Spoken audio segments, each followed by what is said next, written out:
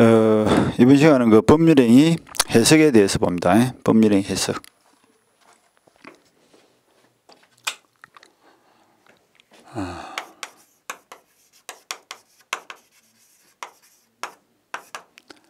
법률행위를 했는데 그 내용이 명확하지가 않습니다. 않으니까 이걸 해석을 통해서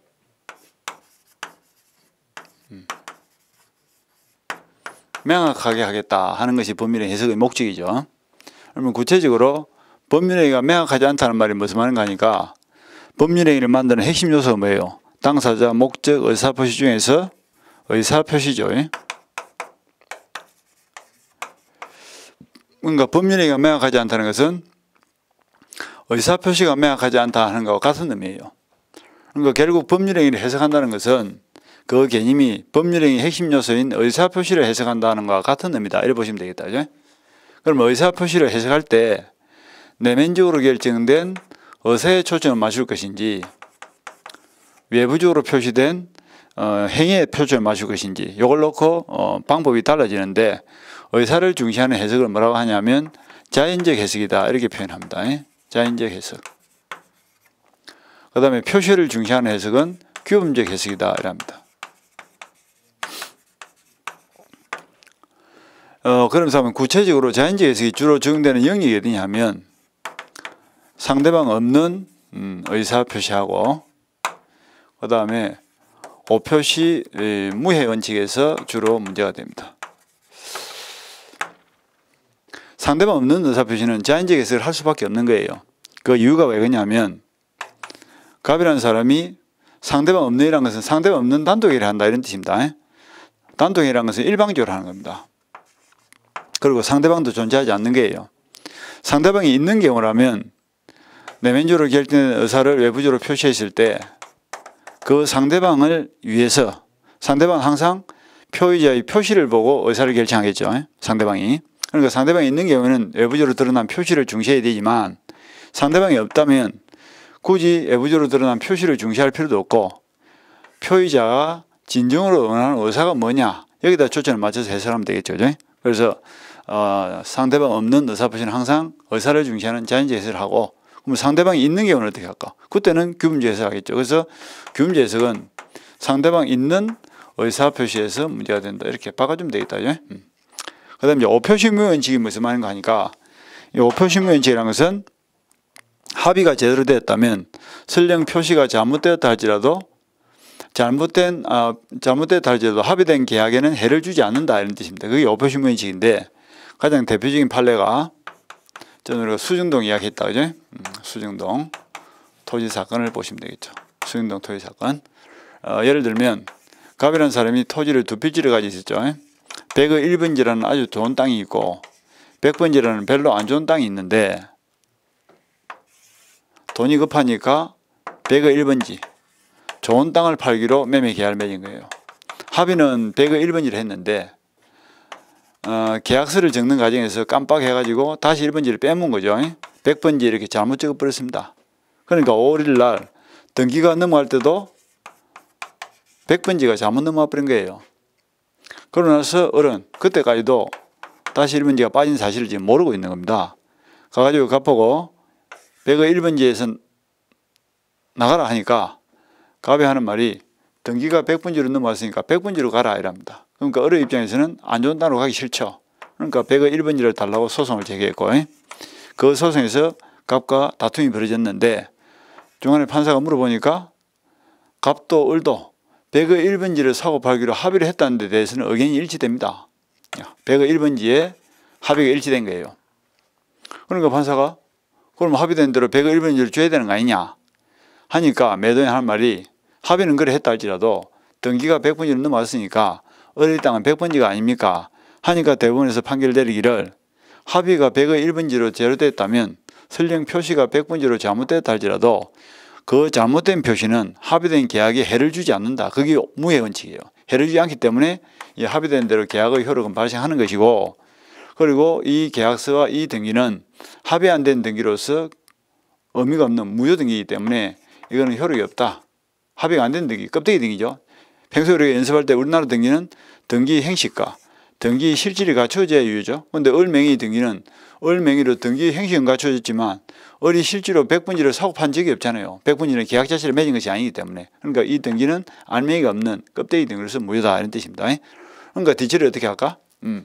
지금 현재 을맹이로 백분지가 넘어왔더라도 그 등기가 무효니까 백분지 토지 소유권은 갑액에 있고 백의 1분지는 계약은 유효지만 아직 등기가 안 넘어왔으니까 갑액에 있고 둘 다 지금 현재 소유자는 갑이에요. 그러니까 갑은 을을 상대로 무효 등기에 대한 말소 등기를 청구하면 되것이고 을은 갑을 상대로 백의 1분지에 대한 이전 등기를 청구하면 되겠죠. 그래서 을은 갑을 상대로 백의 1분지에 대한 이전 등기를 청구하고 갑은 을을 상대로 백분지에 대한 말소 등기를 청구함으로써 해결을 하겠다 이렇게 생각하면 되겠다. 그렇게 해서 뒤처리 하면 되겠죠. 여기까지가 오표시 무현칙. 합의가 제대로 되었다면 설령 표시가 잘못되었다 할지라도 합의된 계약에는 지장을 주지 않는다. 이렇게 딱 정리를 합니다. 이게 오표시 무현칙이에요. 여기까지가 자연직에서 여기까지 일단 봅시다. 근데 규범적 해석은 반대로 생각하시면 돼. 규범적 해석은 표시를 중시하기 때문에 이러한 사건이 벌어졌을 때 판사가 갑에게 물어봅니다. 니 몇 번지 팔았냐? 보통의 경우에는 아까 수중동 사건처럼 갑이 100의 1번지를 팔았습니다. 이렇게 진실을 이야기하지는 않겠죠. 소송이 벌어지면 한 99%가 원고와 피고가 일치하지 않는 의견을 제시할 거예요. 아마. 그래서 몇 번지 팔았나 하면 갑의 입장에서는 그냥 안 좋은 땅을 팔았다 하겠죠. 거짓말 하겠죠. 100번지 팔았습니다. 을은 100의 1번지를 샀습니다. 그러면 두 사람의 말이 다르니까 중간에 있는 법원의 입장에서는 누구 말이 진실인지 알 수가 없으니까 그때는 의사확인이 안 되는 거죠. 의사확인이 안 되니까 어떻게 할 수밖에 없다? 외부적으로 표시된 대로 효력을 줄 수밖에 없죠. 그런데 표시는 뭐로 되어 있죠? 100번지로 되어 있으니까 100번지 매매 계약을 유효한 걸로 인지하고 따라서 100번지 등기도 유효한 걸로 인지해 주겠죠. 그러니까 반대로 해결이 날 거야. 그래서 자연적 해석과 반대로 해결이 날 텐데 우리나라 대부분의 기본 원칙이 규범적 해석입니다. 99%의 판례가 규범적 해석에 의해서 판결이 떨어지지 자연적 해석에 의한 판결은 거의 없다 보시면 돼. 원고 피고 의사가 일치되는 경우가 거의 없으니까. 여기까지가 규범적 해석. 그 다음에 이제 또 어떤 해석 방법이냐면 제3자의 시각에서 표시도 의사도 명확하지 않을 때 그 불명확한 것을 보충적으로 해석하는 경우가 있습니다. 이걸 우리가 보충적 해석이라 하는데 이거는 의사도 표시도 명확하지 않을 때 최종적으로 하는 해석 방법입니다. 그럼 이때 보충의 도구가 뭐냐? 이 보충적 해석은 주로 쌍방의 의사 합치 과정에서 공백이 생겼을 때 문제가 되는 것이기 때문에 계약에서 문제가 되고요. 그 다음에 뭘 가지고 보충하냐면 당사자의 진정한 의사를 알 수가 없으니까 당사자의 가상적 의사를 추정해서 해석을 합니다. 이런 것을 보충적 해석이다라고 합니다. 그 보충적 해석에 대해서 한번 볼까요? 갑이라는 사람이 자신의 건물을 을에게 빌려주기로 임대차 계약을 체결했습니다. 그리고 100만 원씩 임대료를 지급하기로 약정을 했고 3월 1일부터 을이 건물을 점유하면서 사용을 개시했습니다. 그런데 한 달이 돼도 두 달이 돼도 임대를 안 주는 거야. 5월 1일 돼도. 그러니까 갑이 을을 찾아와서 임대를 달라 하니까 임차인이 하는 이야기가 나는 매년 100만 원씩 주기로 했을 뿐이니까 못 주겠다 하니까 임대인이 하는 말이 매월 100만 원씩 주기로 했는데 왜 거짓말 하냐? 싸움이 벌어진 거야. 그럼 중간에는 판사 입장에서는 누구 말이 옳은지 알 수가 없죠. 갑은 매월 100만 원 주장하고 있고 을은 매년 100만 원 주장하고 있으니까 두 사람의 의사가 맞아요, 안 맞아요? 의사가 일치되지 않으면 자연적 해석은 할 수가 없는 겁니다. 아까처럼 의사가 일치됐을 때 자연적 해석을 하는 거예요. 합의가 이루어졌을 때. 그럼 자연적 해석을 못하면 그 다음 뭘 해야 될까? 표시된 대로 해석을 하면 되겠죠. 그런데 계약서를 보니까 100만 원만 적혀 있지. 그것이 년인지 월인지가 빠져버렸어. 그러니까 계약서도 명확하지 않죠. 그러니까 규범적 해석도 할 수가 없더라 이거죠. 그렇다면 어떻게 할까?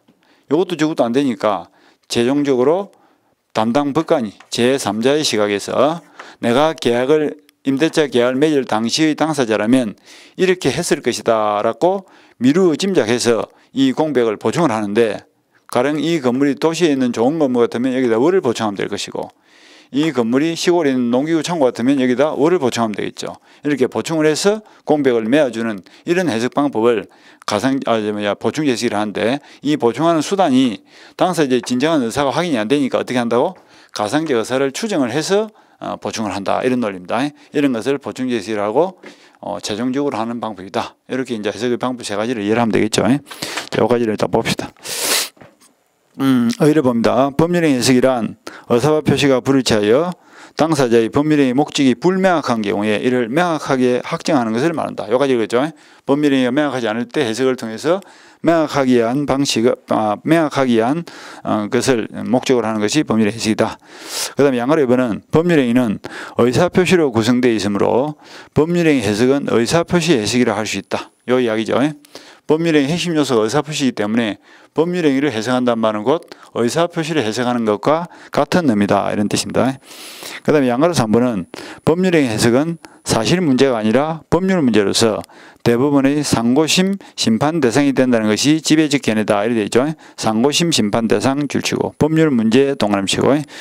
이거는 이제 상고심이라는 것은 대부분 판결을 상고심이라 하는데 이 판결은 이제 우리나라 판결 자체가 2급 3심제로 되어 있다. 그 기준만 알고 있으면 되겠다. 저희 대충 적어보면 이렇습니다. 1심이 있고 그 다음 불복을 하면 2심으로 갈 것이고 불복을 하면 3심으로 가겠죠. 우리나라는 3심제로 되어 있고 2급이란 것은 1급, 2급 이런 뜻이에요. 1급이 뭐냐 하면 항소심입니다. 1심에서 불복을 하면 항소가 되겠죠. 항소심이 2심인데 거기서 불복을 하면 상고심입니다. 상고심은 항상 대부분이 된다. 이렇게 보면 되겠다. 그 다음에 1심 재판부는 지방법은 합의부가 될 수도 있고 지방법은 단독심이 될 수도 있죠. 그 다음에 2심 재판부는 고등법원이 될 수도 있고 지방법은 합의부가 될 수도 있습니다. 지방법은 합의부 사건에 불복을 하면 고등법원으로 항소를 하고요. 지방법은 단독심 사건에 불복을 하면 지방법은 합의부로 항소를 하면 되겠죠. 그게 항소심이에요. 근데 항소심에서도 진 거야. 졌는데 패소한 자가 가만 보니까 2심 판사가 법률행위 해석을 잘못한 것 같아. 이럴 경우에 상고심으로 올라갈 수 있느냐가 문제되는데 이 상고심에서는 뭐만 판결을 하냐면 법률 문제에 대해서는 판단하지만 사실 문제에 대해서는 판단하지 않습니다. 그런데 2심에서 소송이 졌는데 법률행위 해석을 잘못해서 진 것이다 라는 결론이 났죠. 그럼 그 법률행위 해석의 문제를 사실의 문제로 본다면 상고심으로 올라갈 수가 없습니다. 그냥 그거로 2심에서 끝이에요. 그런데 법률행위 해석의 문제를 법률 문제로 봐준다면 그거는 뭐다? 상고심으로 올라갈 수 있다 이 말이죠. 그런데 우리 판례는 법률행위 해석의 문제를 뭐로 본다? 법률의 문제로 보기 때문에 상고심으로 올라가서 다시 한 번 더 재판을 받아볼 수 있다 이런 뜻입니다. 그래서 법률행위 해석의 문제는 무슨 문제? 법률 문제로 취급됩니다. 그래서 법률 문제로 인정되기 때문에 상고심 심판 대상이 된다 이렇게 알고 있으면 돼요. 그 다음에 4번은 뭐냐면 법률행위 해석의 기준인데 우리나라 판례는 99%가 규범적 해석을 한다 이러죠. 대부분의 기본 원칙이 규범적 해석입니다. 그러니까 뭐를 중시한다? 표시를 중시합니다. 그래서 둘째 줄 같은 머리 당사자의 내심 의사가 어떤 것인지에 관계없이 그 문헌의 내용에 의하여 당사자가 그 표시 행위에 부여한 객관적 의미를 합리적으로 해석한다. 이것이 대부분의 기본 원칙이다. 이렇게 정리를 하시고 그 다음에 넘어가서 일단 16페이지부터 먼저 봅니다. 16페이지 보니까 법률행위 해석의 방법이 나와있죠. 해석 방법 세 가지를 먼저 보고 나서 기준을 봅시다. 자, 법률행위 해석은 표시행위가 가지는 객관적 의미를 확정하는 것이다. 법률의 해석의 방법으로는 진실을 밝히는 진정한 의사를 밝히는 데 목적이 있는 자연적 해석이 있고 그 다음에 표시행위의 객관적 의미를 탐구하는 규범적 해석이 있고 그 다음에 내용에 공백이 있을 때 이를 보충하는 보충적 해석이 있다. 세 가지가 있죠. 그러면 자연적 해석은 뭐를 중시한다?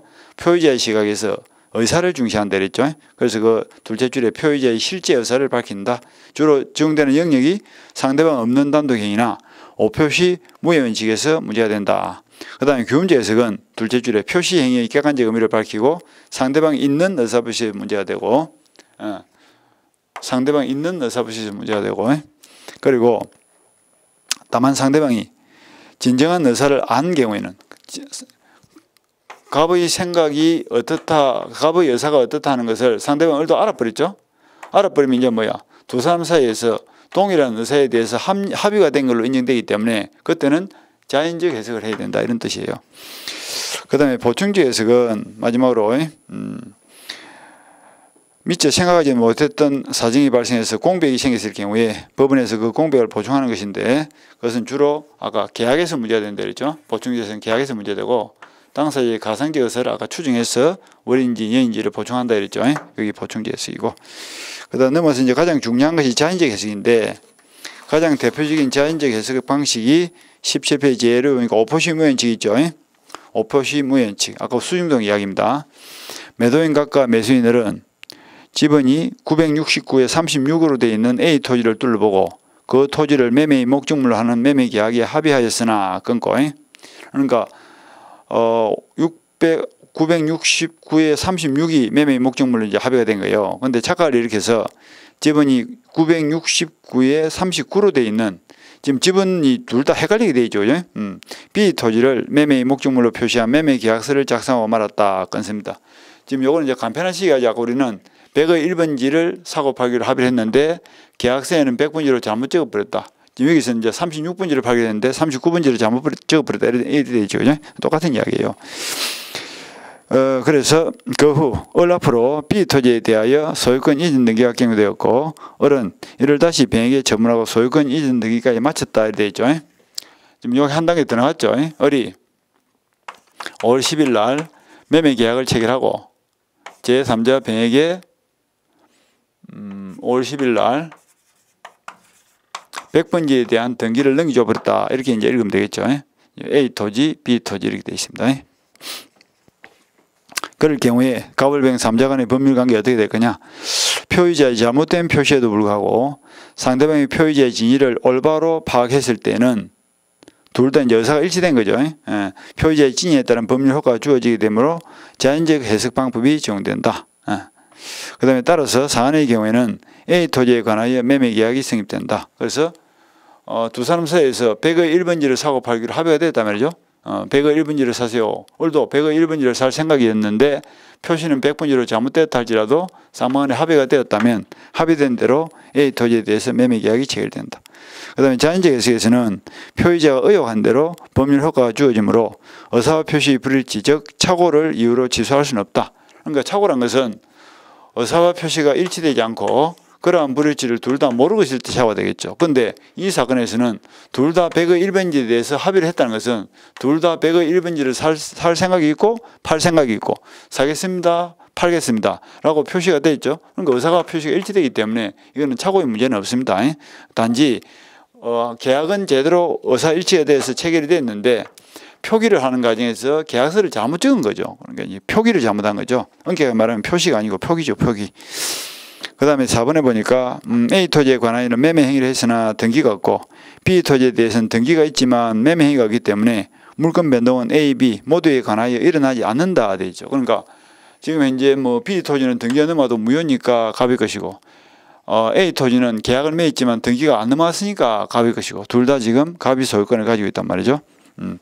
그래서 아까 뒤처리 어떻게 한다. 갑은 을을 상대로 100번지 말소 등기를 청구하고 을은 갑을 상대로 100의 1번지에 대한 이전 등기를 청구해서 해결한다 이랬죠. 그 다음 5번에 보니까 B 토지에 관한 매수인 을 명의의 소유권 이전 등기는 원인 없이 경된 것으로서 무효다. 따라서 병은 선이더라도 부동산 소유권을 취하지 못한다 돼 있죠. 이 말은 무슨 말이냐면 이 등기가 무효니까 설령 매매를 할 당시에 병이 선이란 말은 무효란 사실을 몰랐단 말이죠. 모르고 샀다 할지라도 우리나라 등기에는 공신력이 있다 없다. 공신력이 없으니까 무효 등기는 믿고 사더라도 믿은 대로 효과를 주지 않기 때문에 이 등기도 역시 뭐다? 무효다. 따라서 여전히 소유권 누구한테 있다? 갑한테 있다 이런 뜻이죠. 갑이 소유권이 있어요. 그래서 갑은 병에 대해서 말소를 청구할 수 있고 돌리고 말소를 청구할 수 있고 돌려받는다. 그렇게 할 수도 있고 전문 우리가 말소 등기를 두 번 하기가 이제 뭐 번거로우면 갑은 병을 상대로 직접 뭘 청구할 수 있죠? 진정명의 회복을 원인으로 한 이전 등기를 청구할 수도 있다 이랬죠. 등기에서 배운 그걸 그대로 갖다 이으면 되겠죠. 그 다음에 그 밑에 참고 판례를 보면 금융실명제 하에서 예금계약 당사자의 확정이 되어 있는데 이 경우에는 실제 돈의 주인을 금전의 소유자로 볼 건지 아니면 예금통장 명의자를 금전의 소유자로 볼 건지 여기에 대한 이야기입니다. 이 판례는 내용이 이렇습니다. 갑과 을이 부부 사이예요. 갑남과 을녀가 부부 사이인데 남편이 처입니다. 남편이 A 은행에 예금을 하러 갔습니다. 그러니까 예금자 보호가 5천만 원밖에 안 된다 이러니까 1억을 예금하러 가가지고 요 예금을 쪼갠 거예요. 쪼개가지고 갑의 이름으로 5천만 원 예금을 하고 을의 이름으로 5천만 원 예금을 했습니다. 그리고 이제 예금 만기가 됐는데 만기가 되기 전에 남편과 아내가 심하게 다투겠죠. 이혼 직전입니다. 남편이 돈 차러 갔죠. 그러니까 은행에서 당신 이름으로 된 돈은 드리겠지만 아내 이름으로 된 돈은 못 드립니다. 이래 된 거예요. 그러니까 이제 갑이 뭐랬습니까? 그 돈은 내 통장에서 나왔고 내 돈이다라는 걸 입증을 했죠. 입증을 하더라도 금융실명제 하에서는 그 돈을 누구 돈으로 본다? 맹의자의 돈으로 보지 실제 소유자의 돈으로 보지 않는다 이런 뜻입니다. 그러니까 을려가 동의하지 않으면 그 돈은 찾을 수가 있다 없다 찾을 수가 없다 이런 뜻이에요. 그렇게 해석을 하면 되겠죠. 그래서 예금의 실질적 출연자와 예금 맹의자가 다를 경우에는 그 돈을 누구 돈으로 본다? 예금 맹의자를 예금의 당사자로 본다는 게 우리 판례입니다. 그러니까 남의 이름으로 예금을 하지 마라 이런 뜻이죠. 이렇게 이해하시면 되고요. 그 판례도 보시고 그 다음에 앞으로 다시 돌아가서 법률행 해석의 기준을 봅시다. 15페이지를 펴입니다. 법률행 해석의 표준데 있죠. 이거는 조금 암기를 하실 부분입니다. 이거는 평소에 우리가 본 대로 소송이 접수가 됐는데 담당 판사가 법률행위를 해석할 때 어떤 기준에 의해서 해석을 할 거냐 하는 건데 목사 임신의 기준에 의한다 이랬다. 그죠? 해석의 기준은 목사 임신이야. 목이 뭐죠? 당사자가 그 계약에서 진정으로 원하는 목적, 이것이 제1차적 기준이 되고요. 그 다음에 목적이 분명하지 않을 때는 뭘 가지고 사실인 간섭에 의해서 해석을 하고 그 사건에 해당되는 사실인 간섭도 존재하지 않을 때는 뭘 가지고 임의법규에 의해서 해석하고 그에 해당되는 임의법규도 존재하지 않을 때는 뭘 가지고 신의 성실의 원칙에 따라서 최종적으로 해석한다 이런 뜻입니다. 그러니까 당사자가 의도하는 목적이 명백할 때는 그 목적에 따라야지 사실인 간섭은 해석의 기준이 될 수 없는 거예요. 그러니까 목적이 없을 때 사실인 간섭이 보충적으로 해석이 된다는 뜻이죠. 그리고 목적도 사실인 간섭도 없을 때 비로소 임의법규가 해석이 기준이 됩니다. 그러니까 요 두 개가 이제 문제인데 사실인 간섭을 다른 말로 관행이다라고 합니다. 그래서 관행과 임의법규가 존재할 때는 뭐가 우선이다? 관행이 임의법규보다 우선입니다. 간섭법이 아닙니다. 관행입니다. 그래서 목사 임신 일단 외웁니다. 그리고 이 목적을 다른 말로는 의도, 의사, 계약의 내용, 당사자가 원하는 바 다양하게 표현하니까 그걸 잘 봅니다. 잘 보시고 그 다음에 이제 문제가 되는 것이 사실인 간섭과 간섭법에 대한 겁니다. 요거를 이제 집중적으로 잘 보셔야 되는데 사실인 간섭과 이 사실인 간섭이 발전된 것이 간섭법이에요. 근데 요거는 법이고 요거는 사실입니다. 그러면 사실이 법으로 발전되기 위해서는 어떤 촉매작용이 필요하냐면 법적 확신이 필요합니다.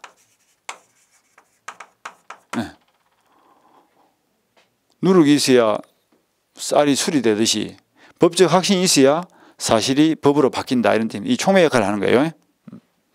곰팡이가 있어야 술이 되죠. 그죠? 똑같은 이야기입니다. 그러니까 이 법적 확신은 어떻게 생기냐면 이거는 누적된 판례를 통해서 생깁니다. 그러면 우리 주변에서 볼 수 있는 가장 대표적인 간섭법상의 제도가 뭐냐 하면 우리가 잘 알고 있는 건 뭐예요? 맹인방법이죠. 이 맹인방법에 대해서 한번 봅시다. 평소에 연습을 많이 했던 것이 이거예요. 갑이라는 사람이 산을 가지고 있는데 그 산 위에 이렇게 나무가 있어. 산 위에 있는 나무는 독립이다 보합이다. 보합되어 있기 때문에 산을 팔아버리면 A는 산만 가져가요, 나무도 가져가요. 나무도 가져갑니다.